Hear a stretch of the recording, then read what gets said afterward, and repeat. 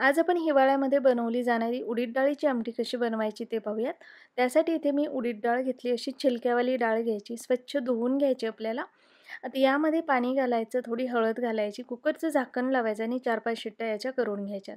तोपर्यंत आपण यासाठी वाटण तयार करूयात. इथे गॅसवर एक तवा गरम करायला ठेवला. त्यावरती आपण सगळ्यात आधी खोबरं आणि धने भाजून घेऊयात.